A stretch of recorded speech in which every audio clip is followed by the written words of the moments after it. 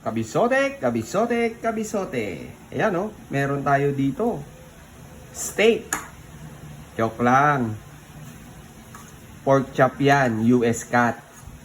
Nabili ko lang siya sa FCM. So, ipapat dry muna natin siya. Mura lang nito mga kabisote. 312 lang ang per kilo niyan. So, ipat dry lang muna natin both side. Tsaka natin siya isi-season ng salt and pepper. So, mukha siyang steak talaga, di ba mga kabisote? So, kaya ang gagawin nating luto, parang steak. Yan. Season natin generously ng salt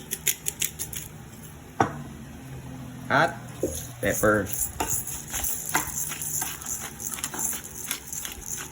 Yan.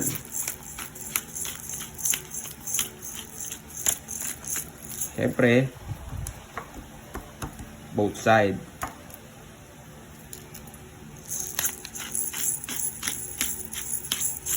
Yan lang mga kabisote.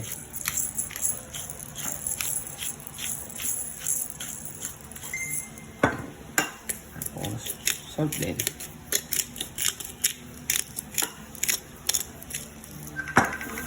Yan, yung mga nasa gilid-gilid, yung sobra. Hindi siya sayang. Yan, tapos, yan muna natin yan, mga 10 minutes. Yan mga kabisote, mainit na yung pan natin, salang na natin to. Ang daming choices eh.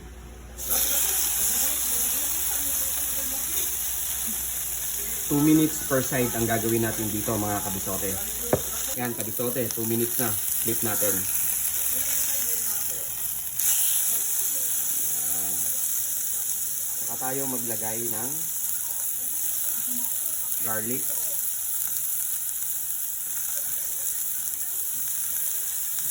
At butter.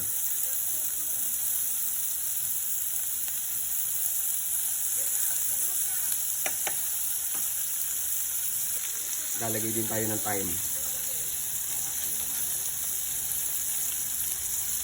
Tapos i-base natin itong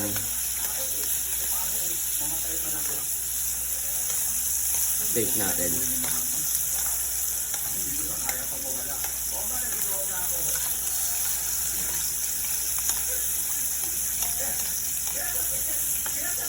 Okay na to mga kabisote. And set aside natin. Rest natin for 5 minutes. Saka natin siya ikakat. Ayan, na-rest na natin ng 5 minutes. Check na natin ngayon. Slice natin.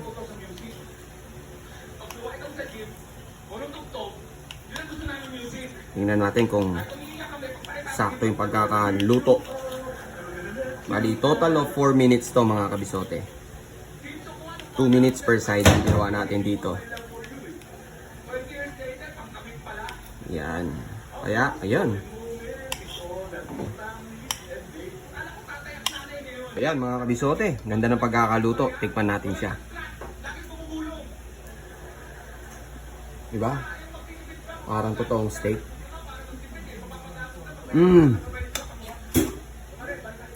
Ayos. Malambot siya. Malasang sarap. Ayos to mga kabisote. Good finds to.